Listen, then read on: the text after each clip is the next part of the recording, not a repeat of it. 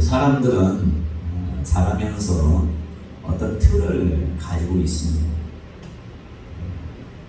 학교에도 보시면 그 학생들이 이제 처음 신입생이나 학교에 딱 가면 처음에 이제 자기가 앉는 자리가 이름 안 써 있는데 자기 자리가 거기 대부분 잘 안 바꿔요.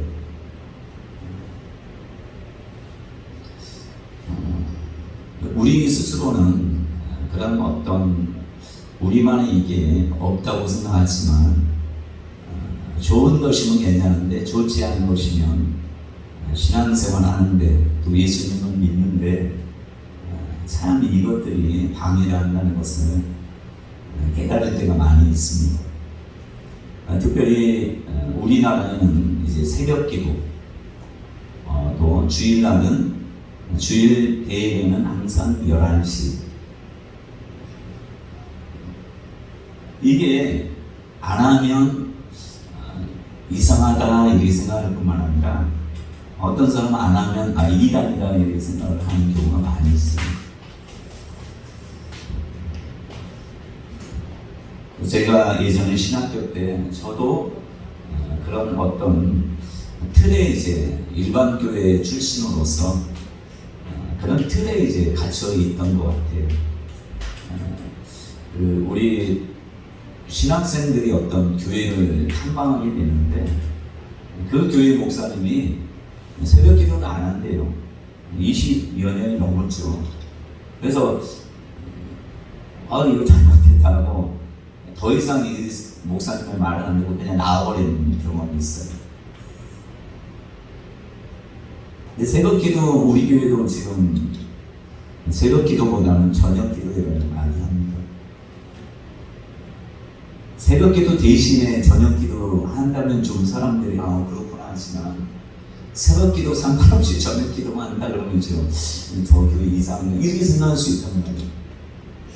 제가 오늘 아침에 외국 찬양 사역자들이 찬양하는 것을 보는데 너무 자연스럽고 자유로운 분위기에서 찬양을 하면서 참 부럽다 이런 생각을 했습니다. 어떤 사람은 여기 팔에 문신이 가득한데도 불구하고 가리지 않고 막 찬양하고 또 머리는 막 완전히 파마해가지고 어떤 사람은 모자 쓰고 또 어떤 여자는 완전히 머리를 빡빡 감고 이렇게 찬양 인도하고. 근데 하나님을 향한 그 마음의 표현들은 볼 때 정말 부럽다. 우리나라에서 지금 찬양하러 혼자 일하면 막 이러면 미쳤다. 저 사람은 어떻게 된 거 아니야? 이렇게 생각한단 말이에요. 그러니까 사람들 너무나도 의식하면서 자라온 우리들이 아닌가 생각이 들어요. 그래서 제가 이제 처음 교회 구미에 와서 전도사로 왔어요. 전도사로 와서 교회 이제 부임해서 하는데 처음에는 저도 어떤 틀은 있지만 성도도 그때 많지 않았으니까 그래서 이런 생각이 듭니다. 성령에 관해서 하나님이 저에게 많은 것들을 깨달은 초창기부터 많이 주셨어요. 그래서 성령 강림 주일이다 해서 이렇게 지금처럼 이렇게 예배를 드리지 않고 동그랗게 11시 예배에 하나 불러서 안개에서 거기에서 그냥 성령에 관해서 말씀하고 사역은 안 했지만 그렇게 얘기했던 경험이 있습니다. 근데 그때 성도들은 일반 교회 출신들이 거의 아니기 때문에 제가 그렇게 해도 왜 목사님 주일날 이렇게 예배 같이 안 하고 이렇게 모여서 하는가 이렇게 한 사람도 없었어요. 그러니까 이들이 이제 말씀이 없으니까 그렇지만 영적으로 많이 하나님이 어떤 것에 구애되지 않는 어떤 틀에 의해서 구애되지 않는 은사나 이런 것들이 엄청나게 많이 열리는 것을 보게 됐어요. 제가 마지막 주에 찬양 예배 한다 하잖아요.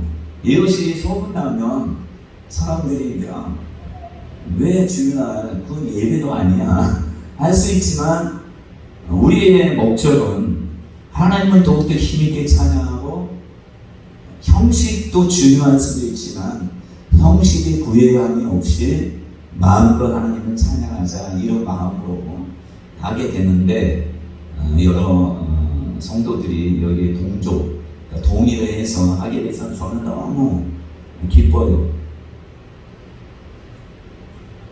자, 왜 제가 이런 말씀을 장하게 하느냐 하면,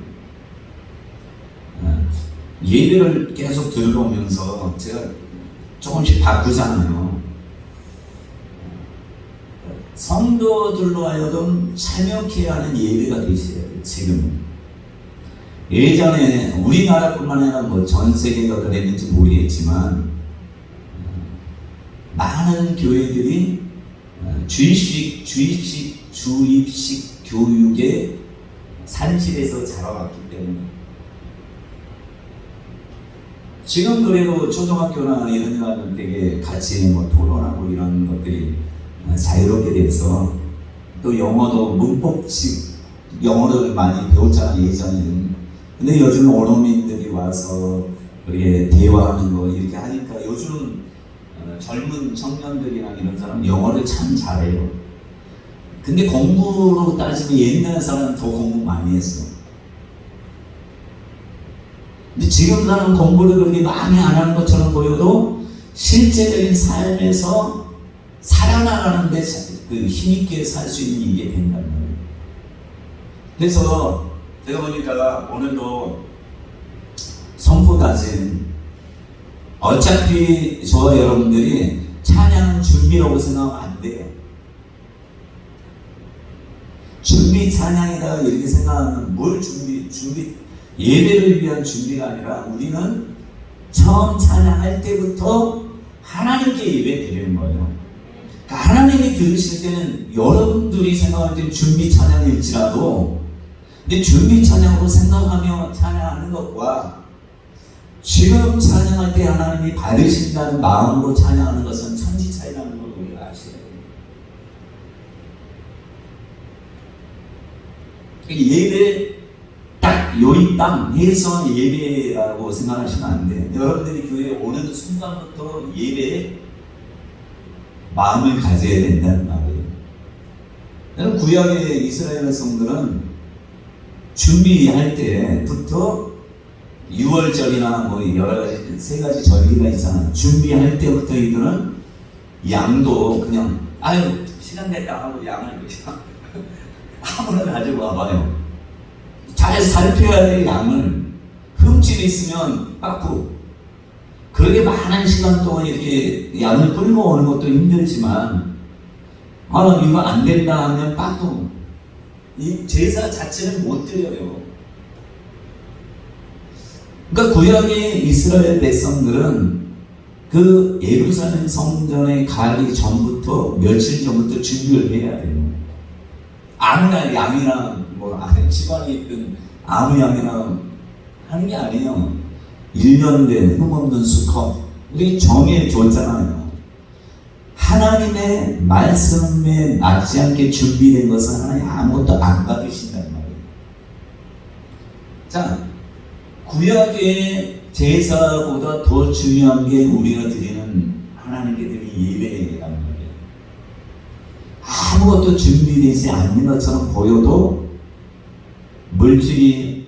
물질이나 재물이나 이런 게 없다 할지라도, 보이는 것은 없다 할지라도 보이지 않는 것이 더 중요하기 때문에 우리가 마음으로 오기 전부터, 그러니까 여러분들이 토요일부터 준비하시는 게 좋아요.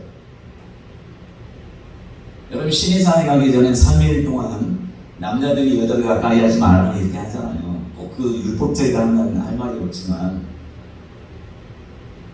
토요일 저녁에 게임 시커하고 실컷 TV 보고 싶은 열심히 하고 싶은 거 다 하고, 주일날 오면 여러분 졸린다 당연한 거 아니에요.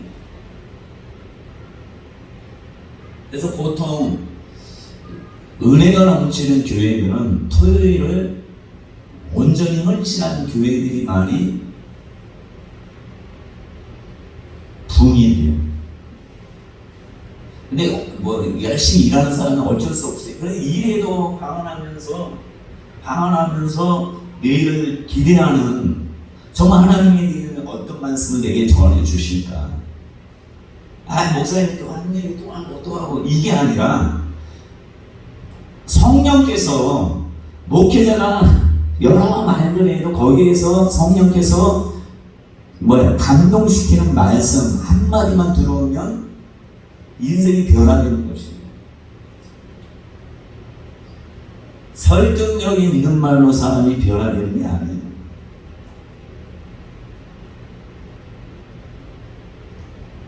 하나님께 나아가는 그 자세, 그러니까 태도가 중요해요. 태도. 그래서 우리의 태도를 바꾸는, 그러니까 형식적인 것에 우리가 계속 지금까지 해왔던 이것이 바로 예수 믿는 사람의 모습이다 이렇게 생각하는 것들이 잘못된 것들이 너무나도 많다는 걸 아셔야 돼요. 그러니까 우리가 정죄하는 것이 거의 대부분 성경에서 얘기하는 것으로 정죄하지 않아요. 지금까지 교회에서 신앙생활하면서 들었던 것, 하나님의 뜻과는 상관이 없는 것처럼 보이는 것들을 통해서 정죄하고 판단하고 이렇게 하는 것들이 많다는 것이에요. 자, 이스라엘 백성들이 이제 예수님이 이스라엘 땅에 오셨습니다. 자, 예수님은 하나님으로 오셨어요. 자, 예수님은 어떤 형식이나 어떤 다른 것이 없었어요. 그렇죠? 근데 예수님이 바로 진리요 생명이요, 예수님이 바로 모든 것이에요.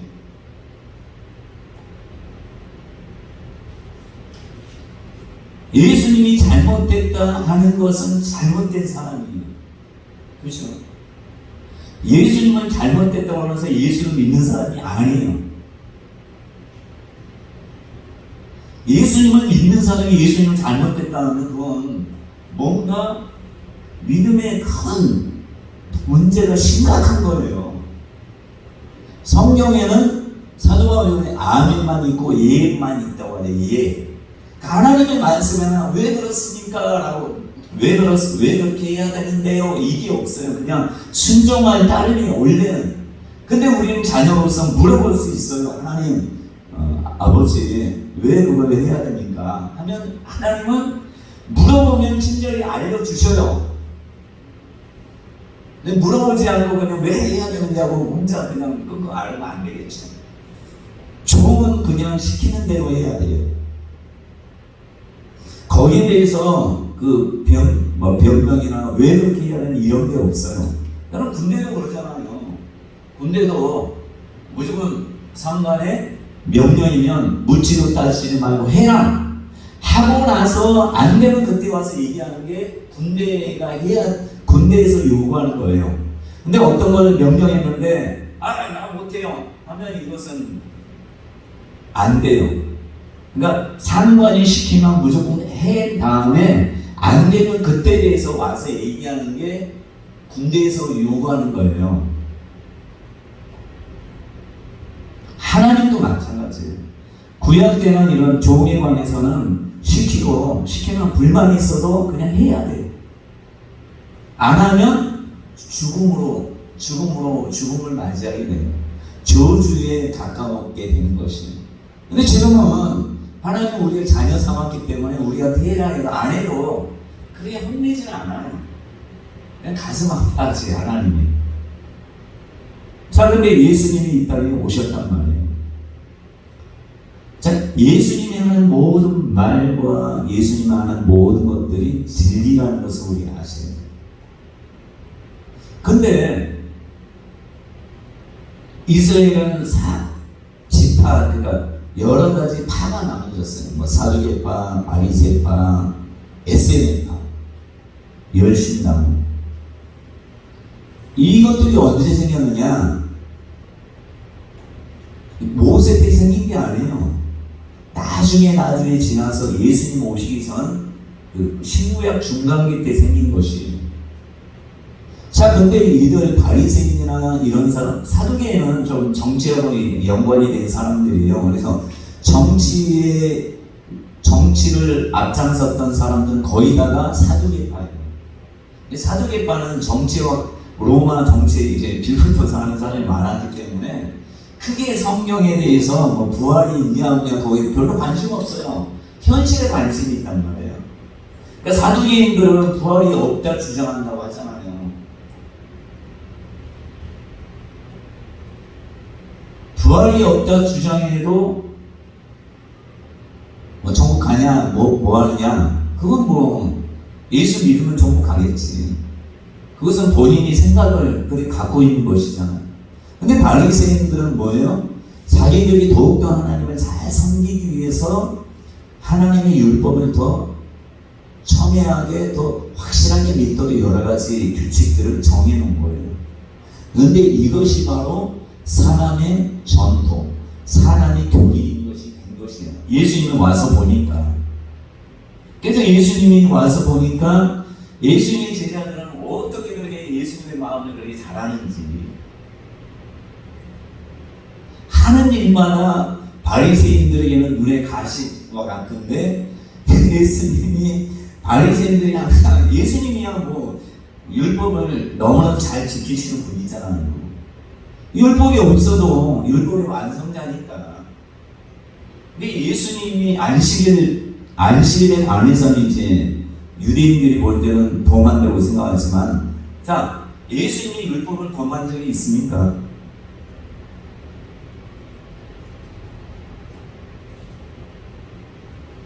근데 바리새인의 입장에서는 율법을 범한 자가 예수님이었어요.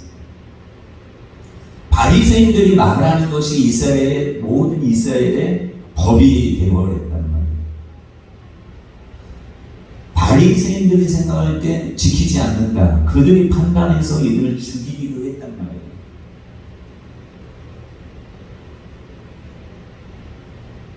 자, 예수님이 오시지 않았으면 그게 하나님의 법이고 하나님의 전통으로 알고 있었을 것이에요.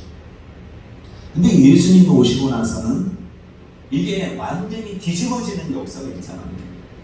안식일에 예수님의 제자들이 밀밭 사이로 걸어가면서 하도 시장에서 뭐 예수님만 굶으면 얼마나 좋겠어요. 근데 예수님만 굶는 것이 아니라 제자들도 스승을 따라다니다 보니까 예수님 굶는데 혼자 먹을 수는 없잖아요.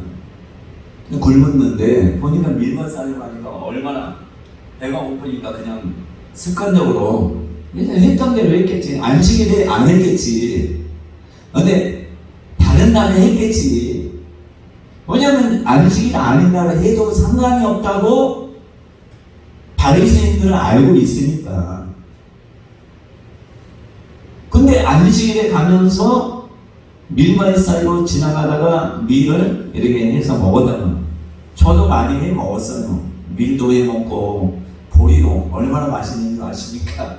시원한 보리밭에 가서 라면 이렇게 막 해가지고 비벼 먹고.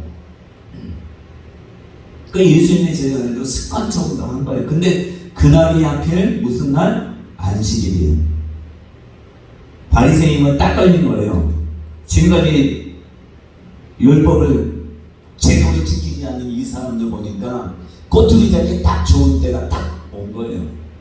그래서 왜 당신의 제자들 안식일에 하지 말아야 될 것을 하게 하십니까? 그건 뭐예요? 누구한테 책망하는 거예요? 예수님한테 책망하는 거 아니겠습니까? 예수님 왜 제대로 안 가르칩니까? 당신은 선지자라고 하면서 율법의 선생이라고 하면서 왜 제대로 율법을 가르치지 않습니까? 라고 했을 때, 내가 미안하다, 내가 몰랐어, 이게 아니라 뭐라고 도리어 책망하잖아요. 바리새인들. 야, 다윗이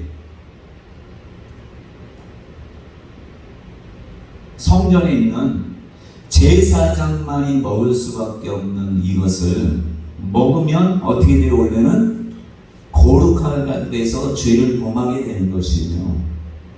그런데 거기에서 예수님이 말씀하는 건 인자, 예수 본인 스스로가 안식일의 주인이기 때문에 나와 함께 있을 때는 안식일을 범하여도 죄가 되지 않는 것을 알지 못하는, 이 말씀이 다른 제사장에서 대사하는데 그런 식으로 얘기하는 거예요. 안식일의 주인이 하나님이시거든요. 하나님이 함께하는 이 자리에 제자들이 안식을 범해도 그 주인이 함께 있으니까 죄가 되지 않는다, 이런 식으로는 얘기하지 않는 것처럼 보이지만 얘기했단 말이에요.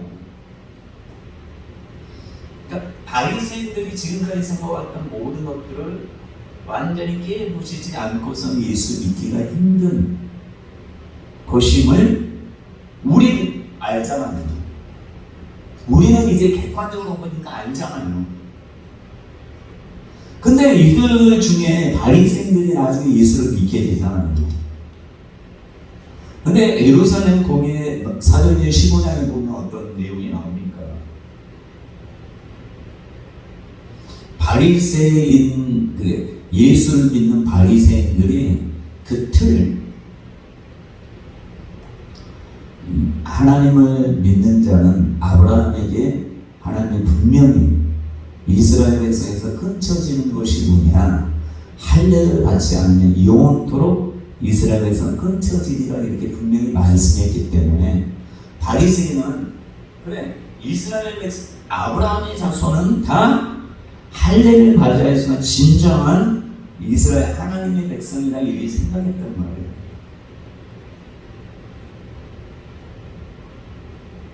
틀린 말 아니잖아요. 근데 바울은 이제 이방에 가서 복음을 전하고다 보니까 할례를 받지 않은 사람에게 복음을 전했더니 이들이 예수를 믿을 뿐만 아니라 증거를 하나님이 주시네. 하나님의 자녀된 확실한 증거가 뭐예요? 방언을 받네요. 성령을 받네요. 그러니까 본인의 생각, 사도 바울도 히브리인 중에 히브리인이요, 바리새파 중에 바리새인이요, 어릴 때부터 율법에 흠없는 자였단 말이에요. 그래서 나중에 예수 믿는 사람들을 죽이는데 앞장선 게 왜 그래요? 율법을 범하는 사람들을 보니까 그가 무도한 이단의 괴수가 예수라는 걸 생각한 거예요. 근데 예수를 만나고 보니까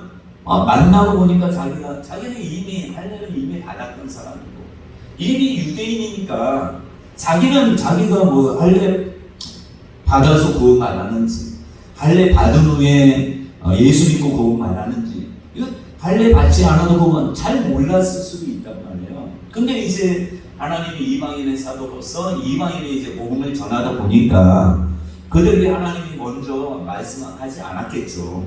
너 복음을 전하는데 할례를 꼭 받게 해라. 이 말씀, 아브라함에게 주신 이 말씀 계속 생각나게 했다면 분명히 예수 믿기 전에 당신은 할례부터 받고 와야 됩니다.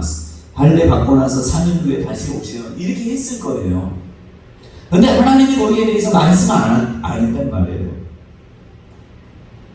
그래서 이제 복음을 전하다 보니까 할례를 받지 않아도 이들에게 구원이 이루어지는구나, 이들도 하나님의 자녀가 되는구나 하면서 본인이 갖고 있는 틀을 바꾸는 거예요. 본인의 있는 틀을 바꾸니까 바리새파 바리새인 중에 유대인들을 치림에 싸우잖아요. 설득이 안 되는 거예요, 혼자서. 왜냐하면 바리새인들은 그 예수님 당시뿐만 아니라 이들이 예수를 믿는다고 해서 그것을 포기하는 사람들은 아니거든요.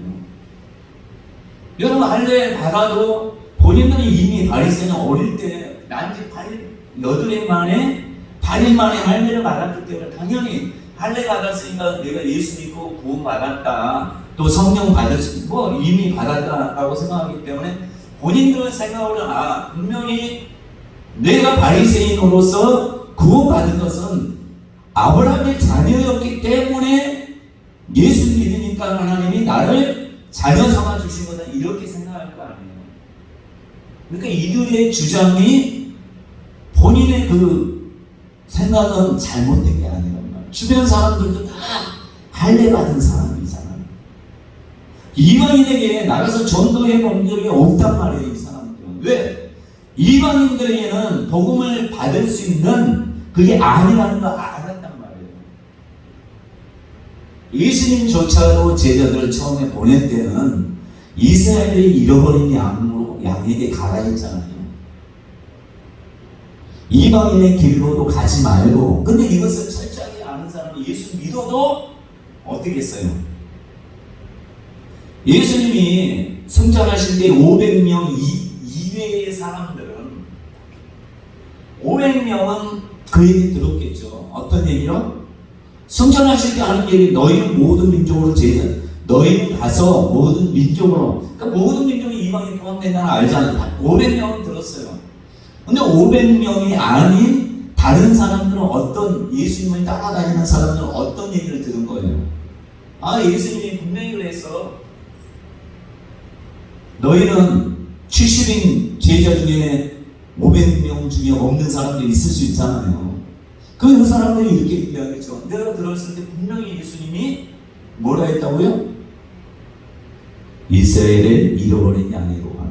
이방인의 길로도 가지 마라. 또 이제 가나안 여인을 볼 때도 그때 함께 있던 많은 사람들이 있었을 거 아니에요. 그 사람 들었을 때 예수님이 하신 말씀을 똑똑히 기억했을 거 아니에요. 개들, 이방인은 가나안인 개들로 비유하면서 이들에게는 복음 고치는 거 옳지 않아? 하나님이 옳지 않아? 이렇게 생각하고 그때 당시에 사람들은 다 그렇게 생각했을 거 아니에요. 근데 보니까 오순절 이후에 보니까 예수님이 말씀했던 것을 기억했던 120명은 이방인에게도 이제 복음을 전하려고 하는데 갈 마음은 없는 거예요. 똘똘 뭉쳐서. 우리나라 예전에 흥선교육론 때 세곡정책 했잖아요. 눈이 머리가 노랗고 한 것을 뭐라고 했어요? 서양 귀신이라고 했어요. 귀신. 우리랑 똑같이 생긴 시커멓고 눈동자가 갈색 검은색이 아니라 어떤 사람은 눈이 시퍼렇고 서양 귀신이라고 생각했단 말이에요. 또 본 사람은 그래요. 대화해보니까 샬라샬라 이상한 얘기를 하지만 이상한 얘기 하지만 가까이 이제 얘기하는 사람 이 사람도 사람이다 하지만 이게 조선 이제 시골에 있는 데서는 소문이 나기를 서양 귀신들이 우리나라 침범해 와서 이들을 흥선대우 왕이 이들을 막는다. 수고 잘한다. 이렇게 생각했을 거 아니에요. 그러니까 저와 여러분들이 지금 한국 교회에 지금 신앙생활 하면서 잘못된 교리와 잘못된 전통들이 많아요.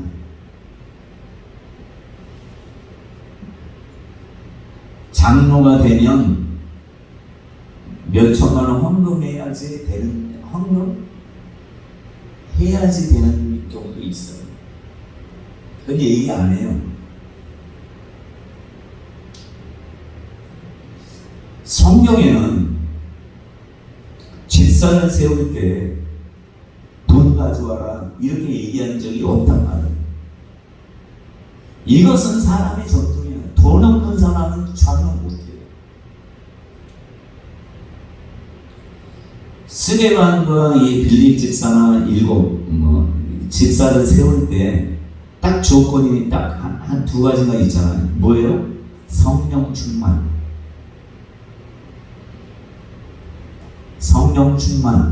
지혜 충만. 두 가지잖아요. 가난하든 부하든 상관없어요. 그리고 집사, 감독을 뽑으려 하면 집안에서 인정받는 사람, 외인에게도 칭찬받는 사람.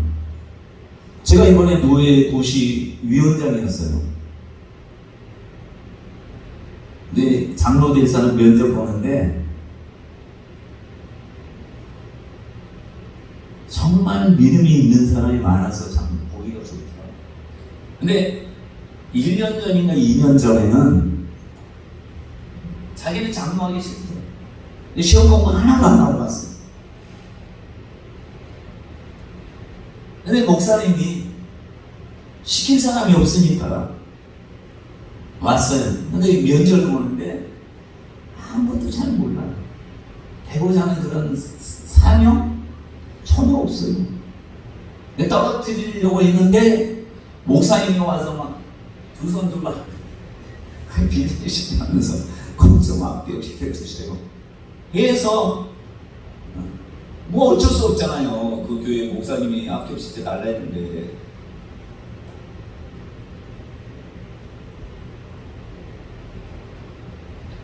그래서 야, 목사님 참 대단하시다. 장로한 사람을 뽑기 위해서 자기 뭐 체면이고 뭐고 다 내버리는 그 좋은 모습이긴 하지만 이런 전통이 저와 여러분들이 볼 때 그냥 그런가 보다, 한국교회가 그러니까 그런가 보다 하면 안 변해요. 개혁이라는 것은 쉬운 게 아닙니다. 말씀대로 산다는 게 쉬운 게 아니에요, 여러분.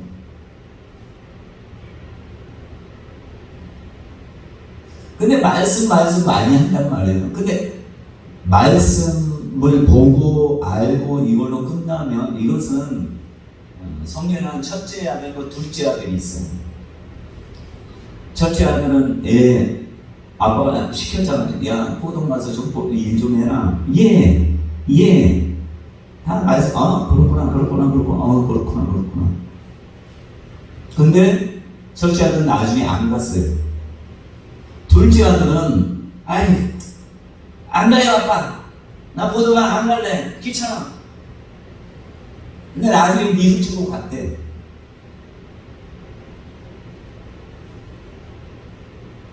그때 그냥 처음 마음을 기쁘게 한 사람은 첫째 아들이잖아. 근데 나중에 마음을 만족해 한 사람은 둘째 아들이잖아. 억지로 순종했느냐 적극적으로 순종했느냐는 우리가 몰라요. 그러나 예수님이 분명히 말씀하기를 누가 아버지의 뜻을 누가 순종했느냐라고 했을 때 결과적으로 말씀을 아는 자가 중요한 게 아니라 말씀을 가르치는 자가 중요한 게 아니라 말씀을 행하는 자를 칭찬하는 것입니다. 반석 위에 세워진 집이 뭔지를 내가 가르쳐 주겠다. 상수가 나고 바람이 불고 물이 들이칠 때 무너지지 않는 집이 뭔지를 내가 가르쳐 주겠다. 이번에 포항에 엄청난 경주도 많이 피해를 당했죠. 어제도 어떤 분 만났는데 자기 집에까지 차가 좀 많이 힘들고 교회도 차고 막 그랬다는 얘기를 하더라고요. 제가 아는 목사님도 구룡포에 계셔요. 그래서 1층을 다 잠겨가지고 다 버려야 되는데 치우느라고 되게 많이 쓰신다고.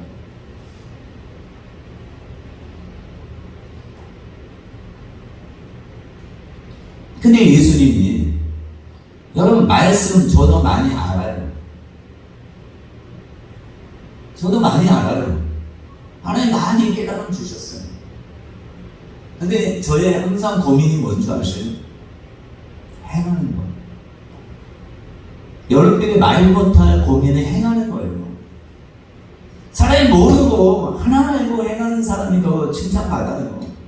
근데 저는 많이 알고 많이 안 행하니까 더 책망을 많이 매를 많이 맞을 사람이 저라는 걸 안다면 많이 알고도 행치하는 자는 매를 많이 맞을 것이고 적게 알고 안 행하는 사람은 적게 맞을 것이고 이렇게 얘기했다. 그래서 너희들은 선생 되지 마라, 스승 되지 마라 하는 게 뭐예요? 스승을 아는 거 엄청나게 많이 안단 말이에요. 가르치기는 잘해요. 근데 뭐가 없어요? 여러분 교수들을 보셔요. 잘 가르쳐요. 탁월해요. 그러나 행하지 않는 교수들이 엄청나게 많다는 거 아셔야 돼요. 다 그런 건 아니지만. 그러니까 조선시대 사람들을 보면 조선시대 학자들은 거의 뭐 목숨 걸고 아예뿐만 아니라 행했던 사람이 많아요. 그죠? 근데 우리 예수 믿는 사람은 조선시대 성비를 봐요. 아무리 굶어 죽어도 간단하게 쓰고 그 행함에 대해서는 대단하지 않습니까?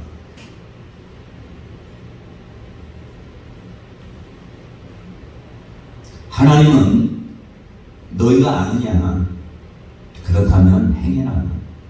반석 위에 지은 지혜로운 자가 뭔지 가르쳐 주겠다. 내가 말하는 이 말을 듣고 행하는 자.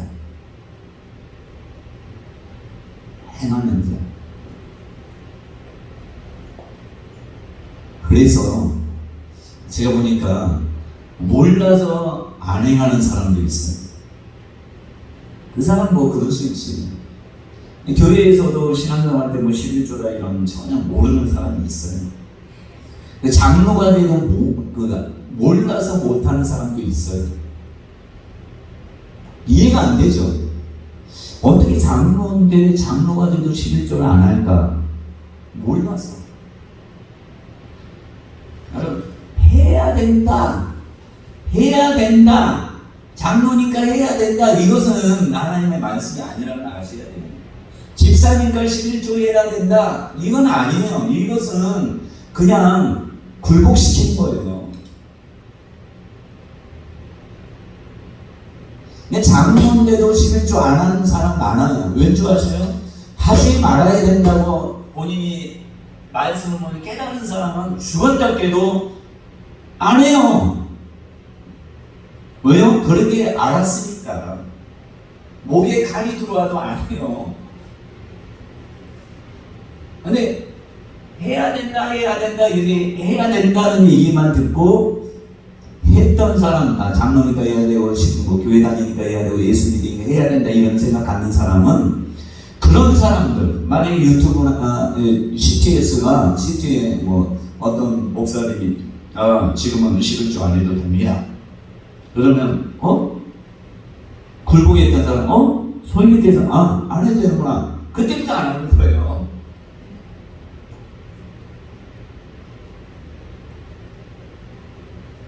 그런 신앙생활은 다른 신앙생활이 아니에요. 왜 한국교회에 이단이 많은가? 그냥 성도니까 이렇게 해야 된다라고 들어왔던 사람이기 때문에 이단에 가니까 너무 죽었거든요. 여기 하나님의 교회는 성경 말씀을 잘 가르쳐요. 여러분, 이 한국 다른 정통의 교회보다 더 깊이 있게 가르친다는 걸 아셔야 돼요. 말씀대로 가르친단 말이에요. 말씀대로 가르치기 때문에 예수 믿는 사람이 가요. 그래서 가면 너무 감동을 많이 받아요. 젊은 처자들이 많아요. 하나님의 교회 가면. 그들을 완전히 감동시키거든요. 근데 뭐가 잘못됐느냐? 가장 중요한 것들에 대해서 잘못되니까 문제인 거예요.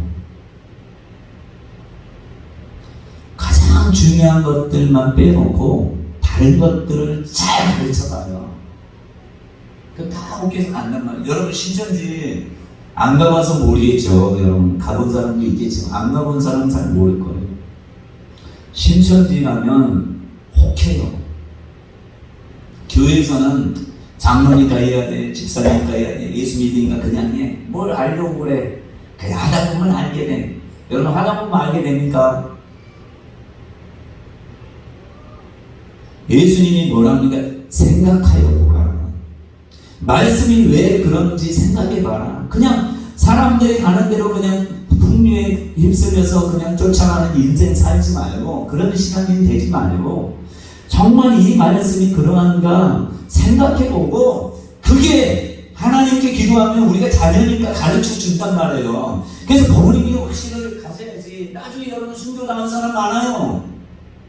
마지막 때는 심각한 그런 핍박하고 고난이 올 거예요. 근데 나도 모르게 그냥 쫓아가고 이렇게 신앙생활에 옳다 이렇게 신앙생활하는 사람 예수를 배반하고 배교한 사람 수없이 만나는 아셔야 돼. 자기 목숨 걸고 할 수 없어요. 그게 휩쓸려 다니는 사람들은. 휩쓸려 다니는 사람이 어떻게 자기 목숨을 내걸겠습니까? 저 여러분들이 말씀을 보면서 저는 목회자가 되기 전부터 신앙생활 되면서 또 신앙생활 하면서 왜 그럴까? 왜 이 교회들은 이렇게 하고 있는데 왜 성경이 이렇게 얘기할까? 이것들의 고민을 엄청 많이 하고 하나님께 기도를 많이 했어요. 여러분들의 고민은 뭔지 모르겠지만 저는 왜 성경은 이렇게 말하는데 왜 이렇게 신앙생활을 사람들이 하고 이것이 옳다고 할까? 이것에 항상 딜레마 가운데 살았던 세월이 엄청나게 많아요. 그래서 제가 고치는 것도 왜 우리의 목적은 하나님을 향해서 하나님께 우리의 몸과 마음과 모든 걸 드려야 되는데 여러 가지 형식으로해서 이게 제한이 되는 경우가 많다는 거 안단 말이에요. 근데 너무 멀리 와버렸어요. 여러분 그런 얘기 들었습니까? 어떤 교회 목사님이 처음 부임했대요. 강대상을 약간 옮겨야 돼. 어떤 목사님 그냥 탁 옮겼대. 와서 쫓겨났대. 강대상 옮기는 게 뭐 대단한 것입니까? 그게 목숨 걸 일입니까? 근데 어떤 목사님 와서 그 전에 쫓겨난 목사님 알잖아요. 그래서 하루에 1cm씩 옮겼대. 옮기고 나서 안 쫓겨났대. 이 가슴 아픈 얘기 아닙니까? 저와 여러분들이 말씀을 좀 보셔야 됩니다. 어떻게 보냐, 하나님, 내 생각, 내가 지금까지 들어왔던 이 생각을 다 내려놓습니다. 하나님 나의 하나님이고 나의 아버지잖아요. 정말 바리새인들이 그 당시에 예수님 하시는 충격적인 그 10cm 당장에 옮기신 분이 예수님이야. 그러니까 십자가를 못 박혀 죽었죠. 많은 사람들이 따라갔잖아요. 수많은 민중들이 따라갔잖아요.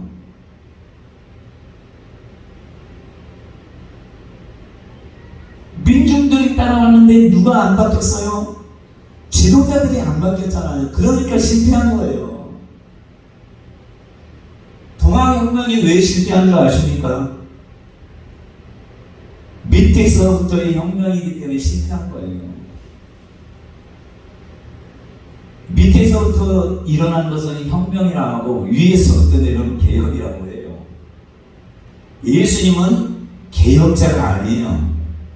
개혁자였으면 먼저 유대 종교 지도자들부터 변화시켰을 거예요. 개혁자가 아니란 말이에요. 혁명가예요. 혁명가. 이스라엘은. 그렇죠. 그러니까 십자가에 달려 죽은 거예요. 여러분, 이 국민 땅과 이 나라가 변화되려면 혁명을 해야 돼요. 혁명. 개혁해서는 안 돼요. 근데 교회에서는 개혁을 하려고 하잖아, 제가요. 저가 어떻게 보면 하나님이 세우신 우리 교회 지도자니까 저를 통해서 하는 것은 개혁, 혁명이 아니라 개혁이에요. 근데 개혁을 할 때 따르지 않을 수도 있어요. 그러나 하나님은 개혁하기를 원해요, 교회를. 왜냐면 지금까지 20년 동안 했는데 맨날 바닥 기잖아요.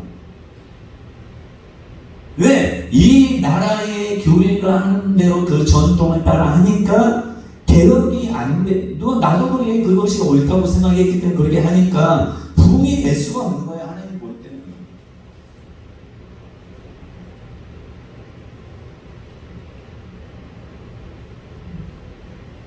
이 나라가 이제 다시 변혁이 돼야 되는데 여러분, 개혁이 돼야 되겠어요? 혁명을 해야 되겠어요?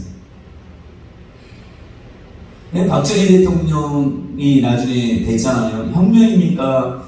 개혁입니까? 구태타입니까?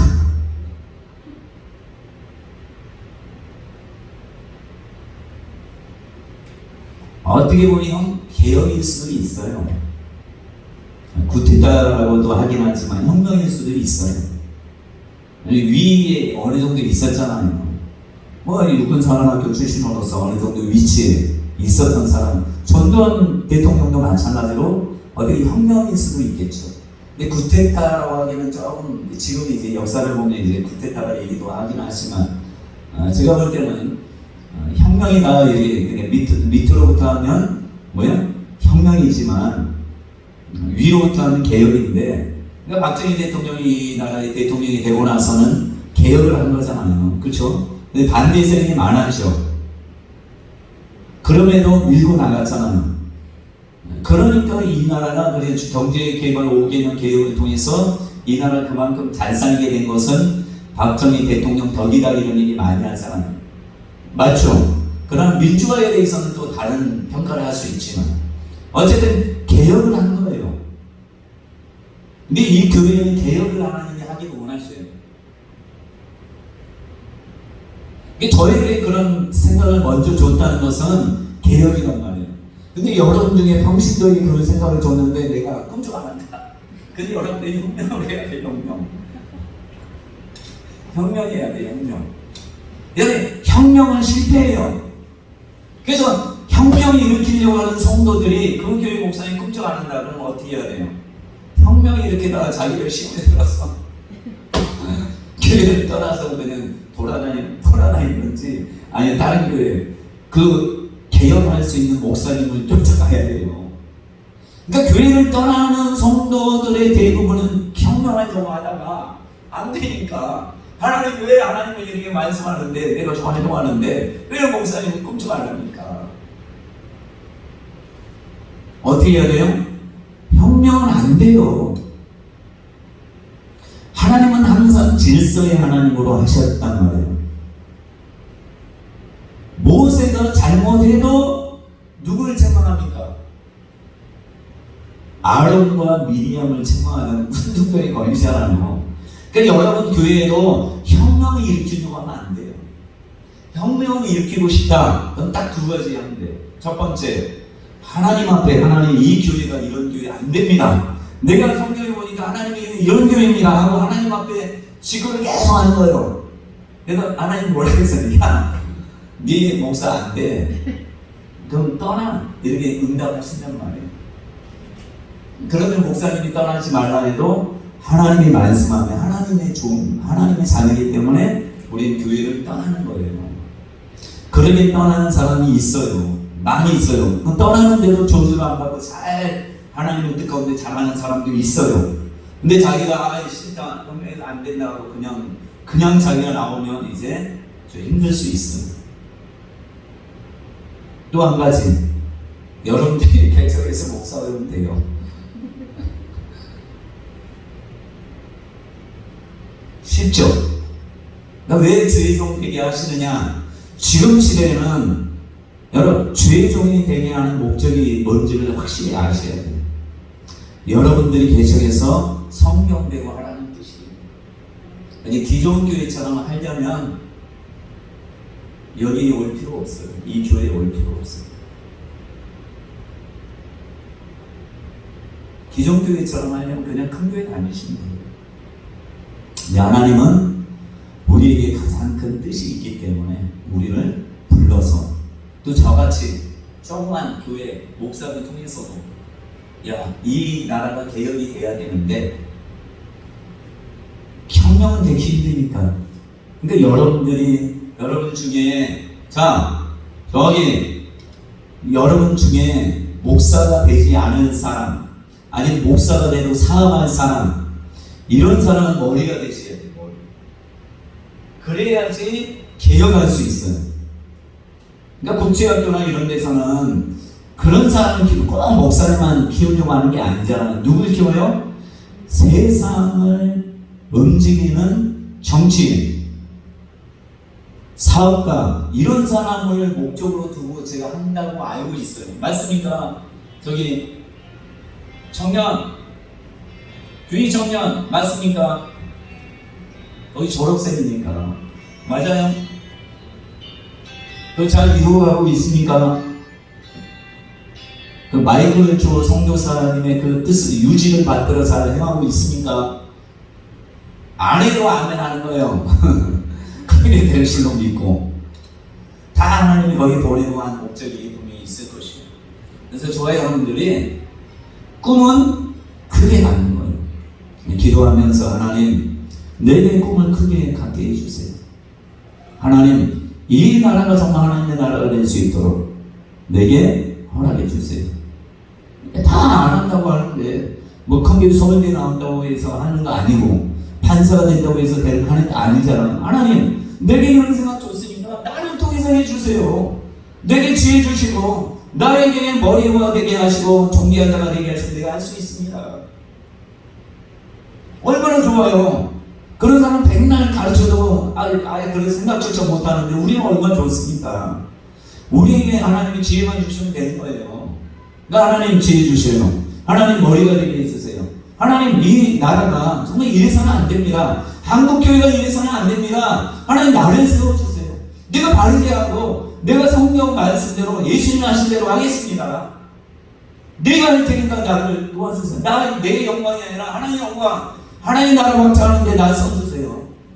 근데 여러분 여자들이고 나이 많고 그 신경 안 써도 돼요. 하나님만 붙들고 여러 목표를 크게 갖고 내가 하나님의 원하는 그 교회를 이루겠습니다. 하나님을 축복해 주신단 말이에요. 교회만 붕내겠어요. 지역도 변화되게 돼 있어요. 꼭 그렇게 할 수 있는 저와 여러분 되시길 간절히 축원합니다.